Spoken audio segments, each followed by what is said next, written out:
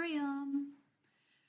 So this is a lecture pretty much to look overall at the way women should be practicing yoga.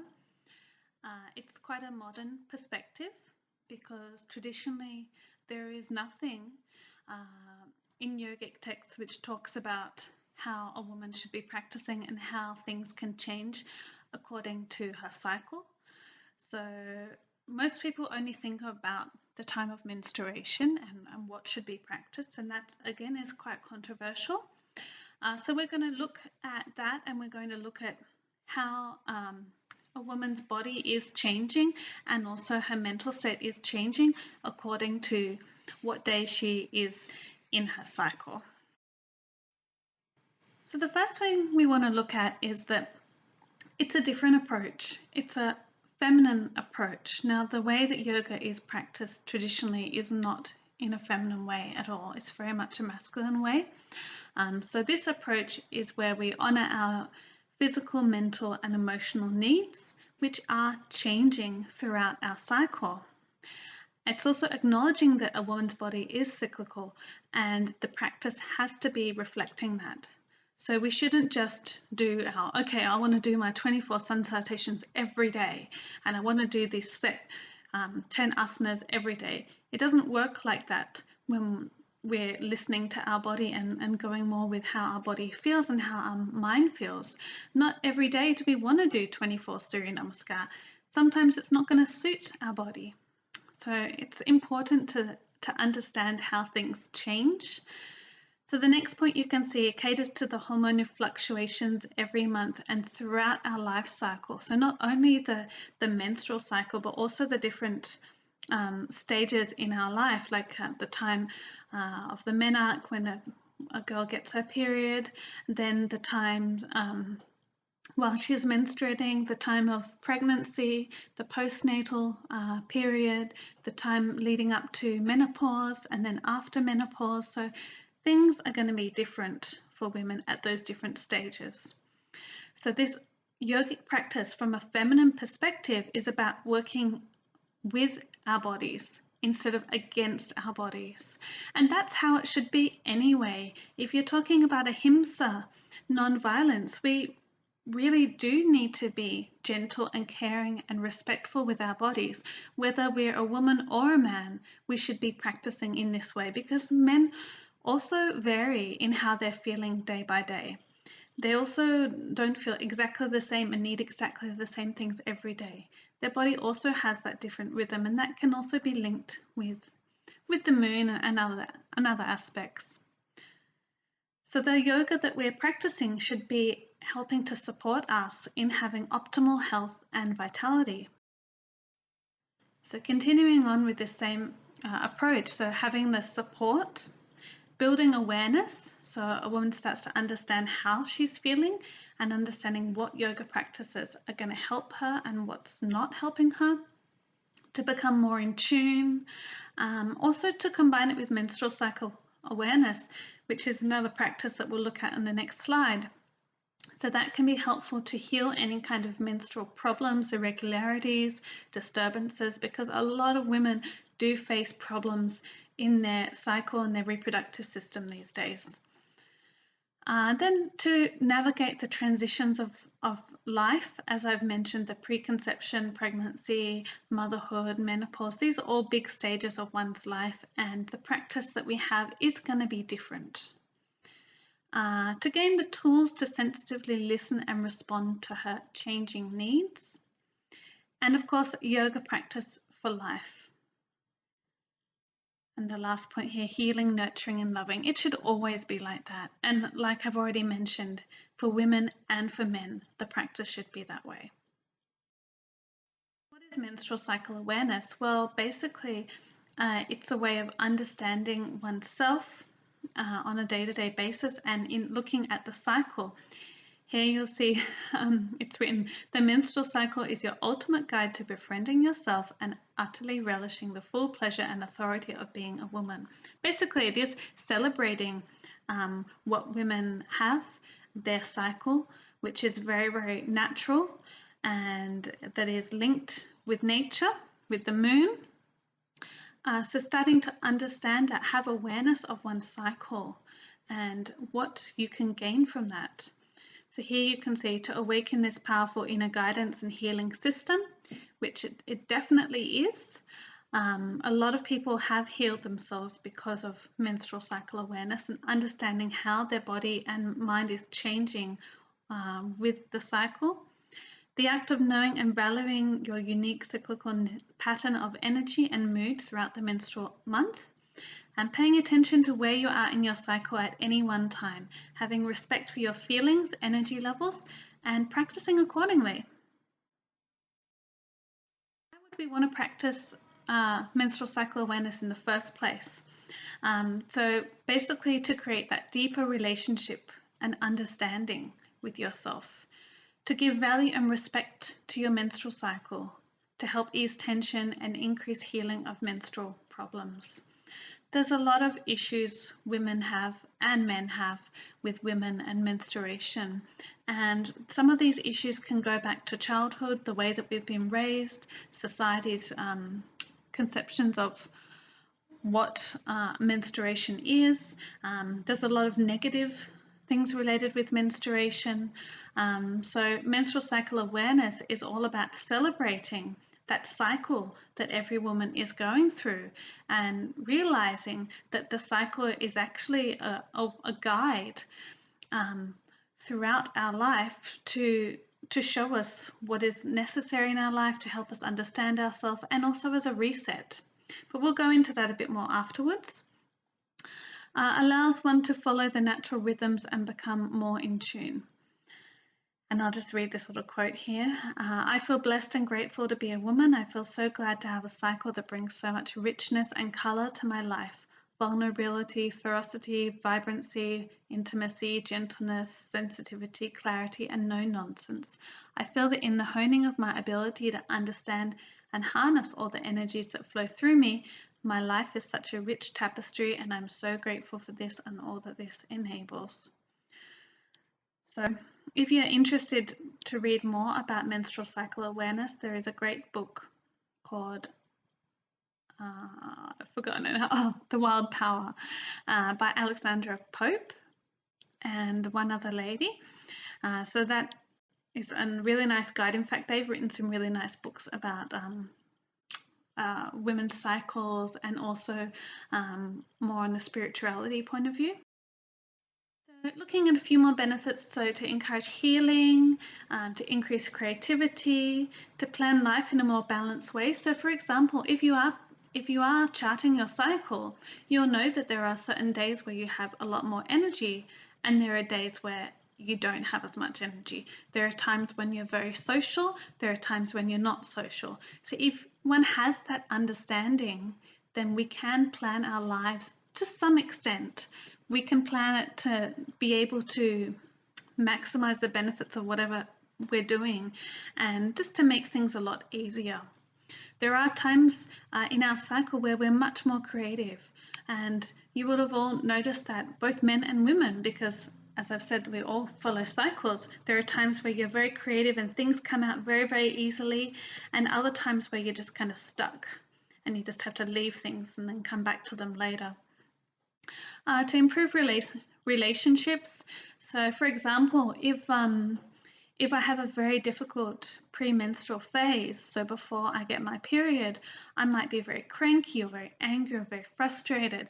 And if I understand that that's how I feel, that I know that this is leading up to my period and I'm feeling like that, then I can also be easier on those around me.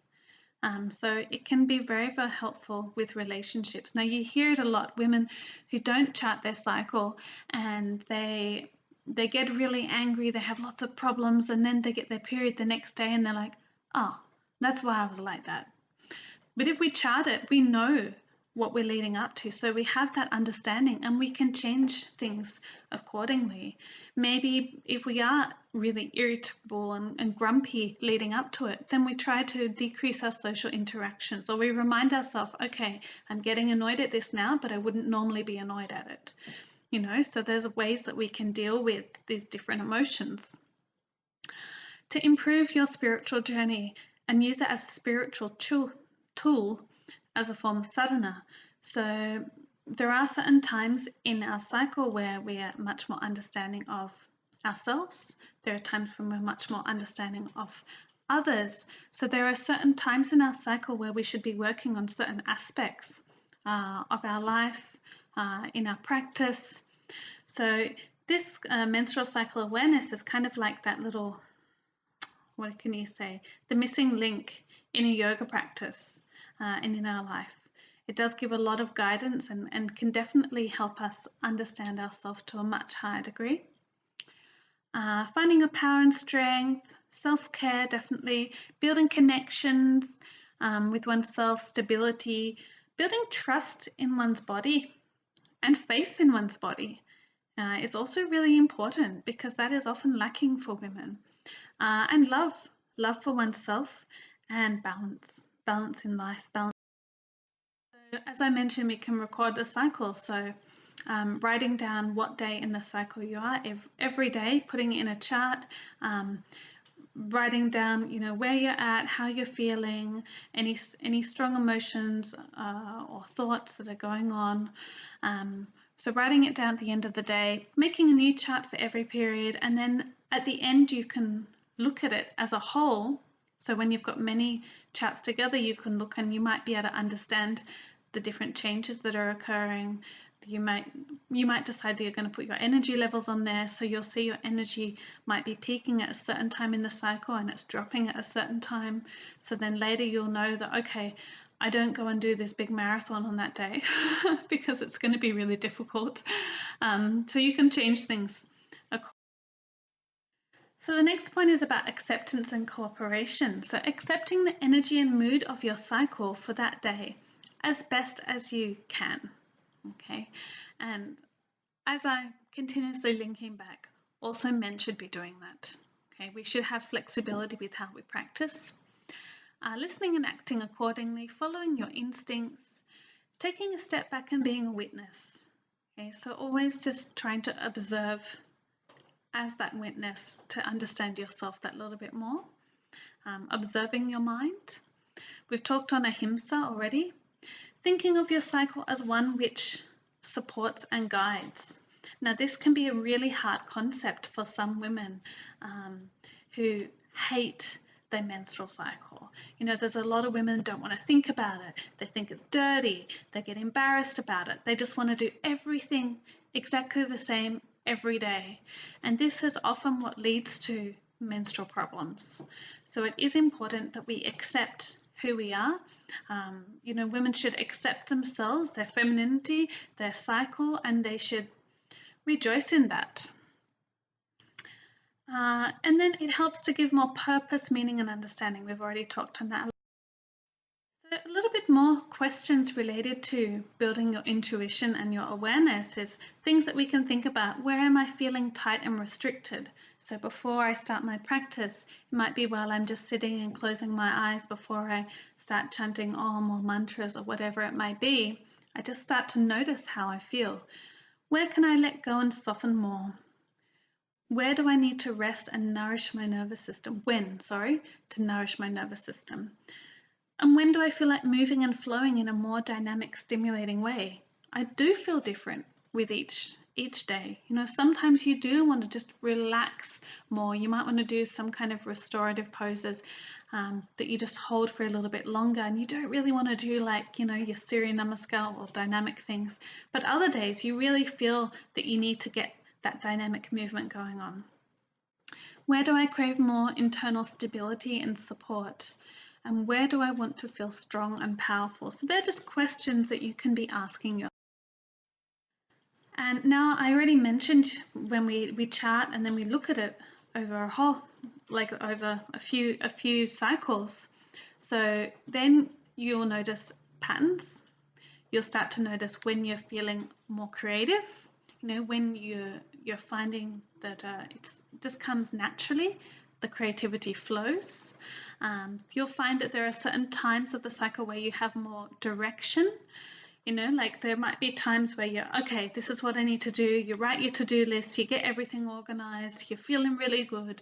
And then next week, you've forgotten about the list or lists and all that stuff, and it kind of all goes away again. But the joy of the menstrual cycle is that it's a cycle. So you're going to come back to that stage where you're feeling that direction, or you're going to come back to knowing when you are very creative. So it is very supportive in that way, knowing that you can always come back to it. There's always it's like a reset. More understanding of yourself and others. Learning to let go is always a really big thing. So understanding that, for example, the time of menstruation. Now that time is usually one to go inward, and it might be a time where you do spend a bit more time with yourself. You try to avoid doing so much activity, and that can be really hard. A lot of women find it really hard to just slow down and let go and say, okay, these things that I need to get done, this is important, but this is not so important right now. I can leave it. I can let go. And also related to emotions, understanding when we really do need to just let go those feelings that we're having. Fighting with ourselves. Okay, so there are definitely times where we can be more angry with ourselves or upset with ourselves than other times. So if you know that it's those couple of days where you do get quite hard on yourself, then you know, okay, I can take a step back. I understand how my feelings are. I also know that this is a time in my cycle, so I'm going to let it go. Looking at when you're happy and content within yourself. Okay, knowing how your decision making is. There are times in a cycle when we can really easily make our decisions, and other times when it just seems super hard. Okay, so if you've got a really big decision to make, you might decide that, okay, I'm going to wait until next week when my mind is a little more clear, a little bit more focused, and then I will make that decision. Then looking at this next point, there are times for sorting out priorities, purpose, and I find that especially the time of menstruation is a time where we kind of look at our life as a whole. And like I keep mentioning about this reset, and it kind of is, and you can see what direction you need to take, because the time of menstruation is, as I mentioned, very inward looking. Okay, so we can observe ourselves, we can observe our life, and we can kind of work out what we need to do. Whereas other times in the cycle, we might kind of forget what we wanted to do and just do other stuff. So going back to that time of the menstruation, it is always that reset, like, okay, I plan to do all these things. Some of those things got done, and now I need to kind of sort myself out again. So that's the time. Learning how to plan accordingly based on your menstrual cycle. So for some of us, we can do this very easily. For some of us, we can't. It will depend on a lot of different things in life, especially your working environment. But this awareness is slowly changing throughout the world. Okay, and continuing on the same thing. So seeing the larger patterns, using the cycle in a positive way, knowing when we begin bleeding, when we finish, how many days of the cycle there are. For some women, they're going to be 28 days always. For some, they might be down to 22 or 23. Others may be up to 35. For some women, they alternate. So one cycle is 35, the next one is 22, the next one is 35, like that. Then any kind of dominant feelings. And also you want to put in any big events that have occurred, because they may also be impacting how you're feeling. And if there are problems, so for some women who aren't having a regular cycle, so by charting, it will start to make them a little bit more regular, because they start to become a little bit more in tune. Then we've got the pill-induced cycle. So that is very, very different. The pill is artificial. So it's not going to be exactly the same. The way that we feel is not going to be exactly the same, but it might help them to have a bit more awareness, at least while they're on the pill, and hopefully when they're off, they'll continue with that menstrual cycle awareness. Then looking at amenorrhea, or postmenopausal time. So amenorrhea is where there is no period. This is also becoming increasingly common for women in the yoga world, because a lot of women are doing a lot of exercise, a lot of strong dynamic yoga, and they're losing a lot of weight, and also related to problems of eating disorders. There's a lot of eating disorders in the yoga world, and we've also seen it more and more now, the extremes in diet. So because of this, if she's not having her period, she can chart with the moon. And of course, a woman who's gone through menopause, they're not going to have that cycle, but they can also chart with the moon. So basically writing how one is feeling each day with all the usual stuff, and then also make a note of, is it the full moon? Is it the new moon? Whereabouts is it in that cycle? Because for many women, they will have that effect of the moon. So they'll still be getting the benefits. They'll still see that cycle and the changes that are occurring, even if they are not menstruating. Look at the different phases, and from the yogic perspective, what kind of things we should be doing. So we're going to start by looking at the menstrual phase. So this is starting from day 26 to about day 5 approximately. Of course, with day 1 is the first day of menstruation, but often it can start just a little bit before. So it's often known as the inner winter. You can think of the different seasons and how we change according to where we are in the year. So that inner winter time is where we can feel quite a bit lower with our energy levels. Okay, it's like that retreat, you know, you want to have get away from everyone, come inside, you know, have something warm, retreating from all the kind of social things. Here you can see rest from the summer. So the summer time, the inner summer, as we call it from this menstrual cycle point of view, is more like social time. So this phase can begin a day or two before bleeding, and it may be signaled by suddenly not wanting to do anything and feeling very detached. So really looking at one's life as a witness. We can feel very vulnerable, can be very self-conscious. For some women, they might be very needy or anxious or depressed. You know, there can be a lot of strong emotions during this time. But on the other side, it can also be where one feels very still and calm and has a lot of feelings of love and belonging. And it is a time where we naturally move away. Like I said, being a bit detached, we can move away from others. We're not so social, and we're kind of preparing for that bleeding time. And there can be that feeling of a sense of release and a sense of relief. You know, a lot of women, they can get very kind of angsty and in the lead up to their period, and once they get their period, they just relax. It's like, oh yeah, you know, because it's a cycle, they've come back to that normality, and they feel good about it. It's usually that the lead up is the difficult time. So menstruation is that time for rest and renewal of the body, the spirit, and it is definitely a time to go deeper and to get more inspiration and guidance for the month to come. And it is the time where you naturally go deeper. You feel more interested to do practices where you can focus inward. Like I said, you're not very social as much. You kind of want to move away from others and go in. And like the time of pregnancy, so menstruation and pregnancy are both times where one can grow a lot spiritually. They can grow with their understanding, and it's also a good time to kind of start working out some issues that one might be having inside, or something that might have been suppressed for a long time. So the next point, you see a potential moment of awakening freely gifted by your body each month. So it is that time. We know that, you know, in your cycle, you might have not spent a lot of time with yourself, always out there being with other people, not being very aware, and then you get to the time of menstruation and it's like, oh yeah, okay, now I need to focus inward, now I need to be with myself.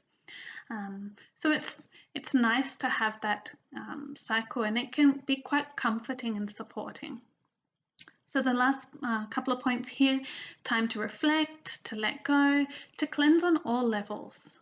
Okay, so cleansing Of course, the body is cleansing, definitely, with taking off that lining from in the uterus, but also we have that cleansing of the energetically. We have the cleansing, mental cleansing that also comes with it. So it is definitely a nice cleanse. It is time out. It should be time out. Okay, it is very hard in this world where women do everything to have time out.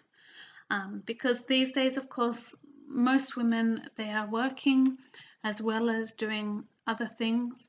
A lot of women, they're running kind of a household, they're also working, they're also managing kids. So there can be a lot of overload for them. So it can be hard to find that time out. And that's where also when we start to understand our cycle more, we might plan that, okay, it's leading up to the time of my menstruation, so I haven't had this rest or done this yoga nidra or had this bath or whatever it is that I wanted to do. I'm going to do that week. I'm going to do that next week, you know, and we can try to carve out a little bit of time, a little bit extra time for ourselves in the crazy world. Okay, so restorative practices, so nice gentle asanas that we might hold for a little bit longer time, maybe with some bolsters or pillows or something, whatever we've got around, but nice gentle practices. And then of course a time of meditation, sacred space. So now in India, everyone has like their puja space or their puja room possibly, you know, where they have all their things to do their meditation or chanting or whatever it may be. So if we don't have something like that, you can also just find a space that is in your house where you're going to have time for reflection, for meditation, for chanting, whatever it is. It might be that if you don't have any kind of religion or spirituality, it might be something that you really love. It might be a picture of someone that you respect a lot. It might be some plants that you have. There's all sorts of things that you might have for yourself that feel sacred to you. So you can put all of that kind of stuff together, which is like your special place. So you can build on that. More nature connection. So walking out in nature, doing meditation in nature, doing tratak. So Surya tratak, the tratak on the sun. So concentrated gazing on the sunrise or the sunset. Also moon tratak, depending on if you're menstruating in the new moon or the full moon. Of course, with full moon, it's very nice. You can do the tratak on that. Then tree puja. So giving respect to a particular tree or a plant that you love. It might be that you just go there and put a little candle there, maybe put an incense stick, or just sit there with the tree and connect with the tree. You know, it might sound a little bit crazy, but it's becoming more and more of a popular practice to do. And it is really important that we do connect with nature, because this is not happening very much for many people these days. And it's so important that we feel that connection. Now, yoga nidra, of course, we can do yoga nidra, specific yoga nidras for menstruation, or just any kind of general women's yoga nidra as well. Gentle types of pranayama, so basically just the breathing practices. We're not going to be applying bandhas. We don't want to do heating practices like kapalabhati or fast breathing. We don't want to do things like Agnisa or Udyan Bandha. So we just want to have nice, gentle breathing, especially things like Anulom Vilom, the alternate nostril breathing, Brahmari, Ujjayi. All of those can be really, really nice during this time. With the asanas, basically, when a woman is menstruating, we want to avoid the inversions, as there's been some discussion before in the reproductive system for anatomy and physiology. We want to avoid those inversions. One, because we're tilting ourselves the opposite way, which is not very natural for us during the time of menstruation, because we want that prana to move downward. We don't want to change the flow of the prana.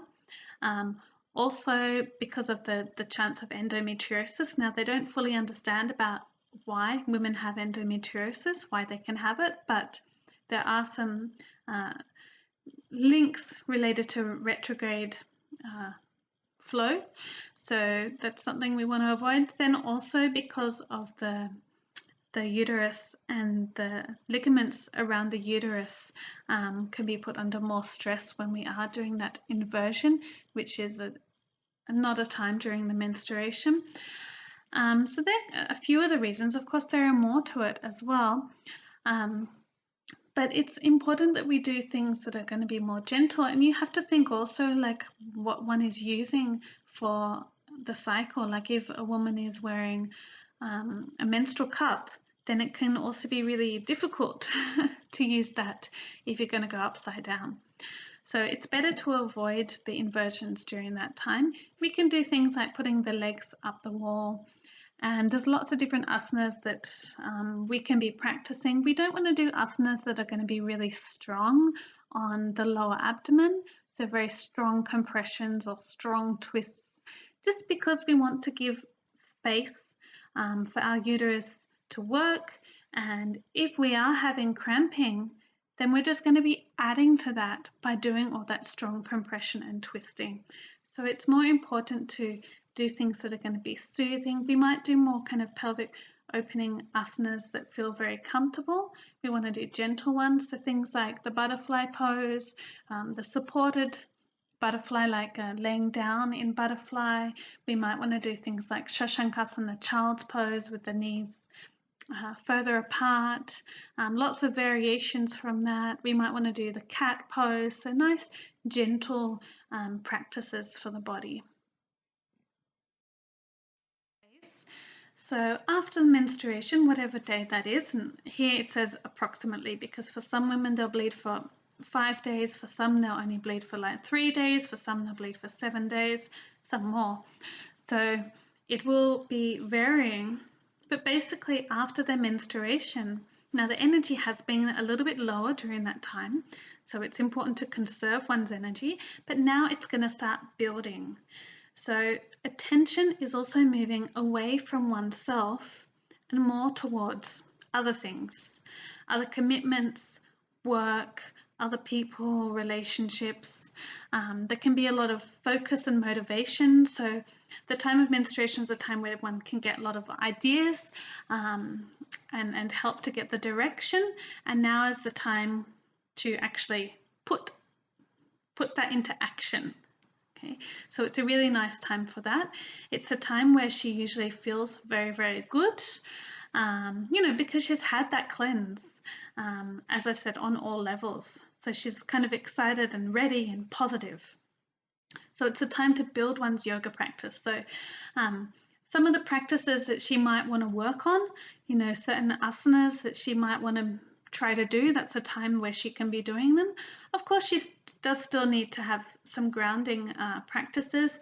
In fact, we always need to have the grounding practices too, but she can definitely work on some different types of poses. She can do some stronger types of pranayams. She can apply, the bandhas and so on. If she feels comfortable with that, she can do cleansing practices. So lots and lots of different things she'll feel comfortable and ready. Then looking at the ovulatory phase, so that's the time of inner summer. So the time where she is going to be ovulating. And this can be like a feeling of arrival. So being fully happy and content with oneself, of being comfortable in the flow of life. The peak of energy is going to be there. And she may feel very confident, and she might feel that she can kind of achieve anything. So she might have more time and patience for others, whereas the time of menstruation, she might not have wanted to be around people and they could have irritated her a lot more, whereas the time when she's ovulating, she can kind of cope with whatever's happening. And that feeling of being superwoman, and I'm sure every woman that listens would know the feelings when they feel like they can just do anything, which is a great feeling. And of course, I'm sure that men also have that Superman feeling. So it's a very confident, exciting time. Practices to do, so fertility practices, so lots of different asanas that work on the reproductive system. Of course, this is a time that if she is going to conceive, it's now. So that's why she can also feel a lot more fertile. Then heart opening, working on love, openness. She can overstretch herself, so she does need to be careful, especially if she's getting too excited and motivated. She can do challenging practices. For some women, they might want to avoid some stronger practices if they do feel discomfort during ovulation, but that's only for some women. Otherwise, they can continue with those practices that they feel comfortable to. Moving to the premenstrual phase, so the inner autumn. So she's gone through the ovulation and now she's starting to go inward more. So that time when she was like all full of energy and fertile and superwoman, she might not have really been thinking very much about herself. She can be very, very social in that way, but she might not really be looking inward. So now she starts to go inward. It's a cycle. That's the joy of it. There's more insight into what's working and what's not working in life, and more drive to kind of sort things out. She might be feeling sensitive and vulnerable as she's getting closer, but at the same time, she might have intuition, more psychic ability. Not every woman feels uncomfortable. Not every woman feels emotionally unstable. Many women feel very calm, very happy, and especially they accept that they are going inward and enjoy it. So practices to do, so grounding types of asanas, things that are very soothing, very relaxing.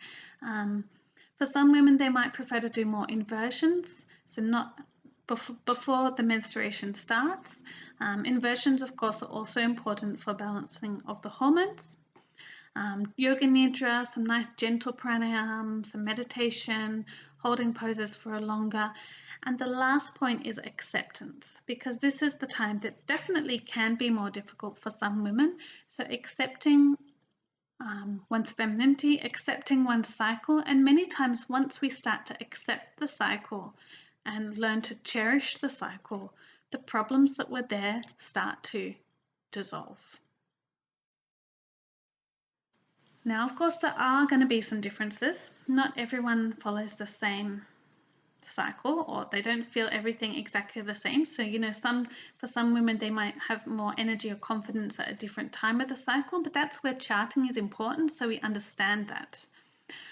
If there are really big differences, then it might be that something is out of balance, completely out of balance. And that could be because of not letting go, not listening to the body, overworking, not having direction, not having self-care, not having awareness. Okay, so that can lead to these kind of differences and problems. But the joy is that if one starts all that cycle awareness, then if one starts to become more in tune and understanding, and then going with what feels comfortable and changing things accordingly, then those differences are going to become smaller. So just here looking at what is the womb space. So the womb is one's creative center, the space that she creates new life in, where she nurtures that baby for 9 months. And it's also an energetic center for creative energy in her life. And that's with or without pregnancy. If we want to know where our womb space is, we can put our thumbs at our navel and extend our index fingers down.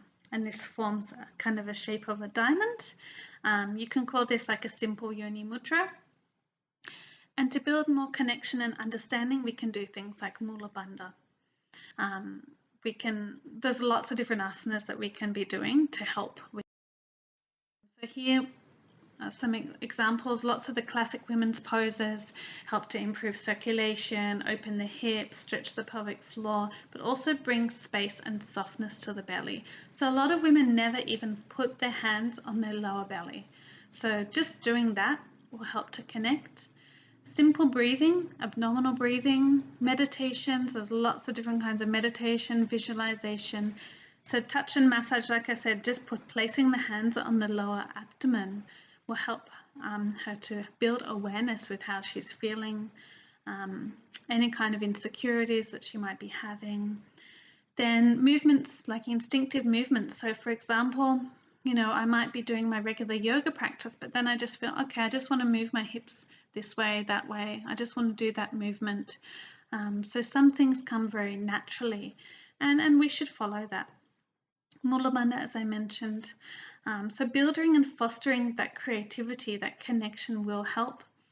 And then there's one other thing is the awareness of anahat, the heart chakra, and the connection. And there's a meditation I often teach of building that love in our heart and sending it down to our womb space. So especially for women who haven't felt very connected with their bodies, especially for women who are maybe having problems of their reproductive system, problems of fertility, or it can be also related to their past experiences and suppressions that they might have, then this can be a really lovely meditation to do. The last slide I want to put here is basically how you can apply this knowledge, because for some of you think, oh, this is too much and I'm not sure I'm really interested in this, and so the first thing is you can use it for a personal practice, so guided by the day of one's cycle. Then if we're looking at it from a teacher's perspective, so okay, we can't go and have a specific class. Okay, all women coming in their menstruation come to this class, all women coming into their ovulation come to this. You can't really be doing that, but we can start to understand that every woman is going to be different according to where they are in their cycle, and understanding that, okay, maybe they don't want to do the same practice exactly, and to be able to give options and variations. Of course, you can only do so much in your regular class, and every teacher should be giving options for during menstruation anyway, so that every woman feels comfortable to do that. But also understanding that the practice and a class, either of them, should also be flexible, intuitive, and they should be respectful to each person and what they're going through and how they're feeling.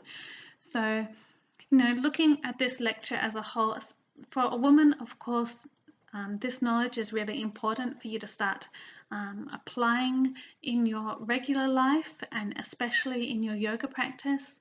And for men, this knowledge is going to be helpful for you to first understand the women around you, and it really does help, but also to understand that, okay, when I do have women in my class, I need to give them some options, and yes, maybe certain poses that they were doing last week that they felt comfortable to do, they might not want to be doing that right at this moment either.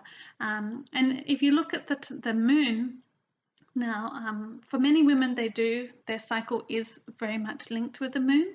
Not every woman, and it can change as well. Like for some women, they will menstruate at the time of the new moon. For others, it will be the time of the full moon. So there are going to be certain times where the energies can be very strong, and many women will menstruate around about the same time. So knowing what kind of options to take and just being open to your students is really important. So basically this lecture is there to see the way of practicing from a slightly different perspective, to look at the way we practice in a softer way, because often it's a very fixed way of practicing yoga. Well, we have to do this, we have to do that, and this is how we do it. Whereas really we need to have that flexibility for our own practice, and also when we're teaching, to have flexibility that we might have to change things around a little bit accordingly. So hopefully you get a little bit more of an understanding, and of course if you want to go deeper into that, there's lots of reading material and books and resources available. Hari Om.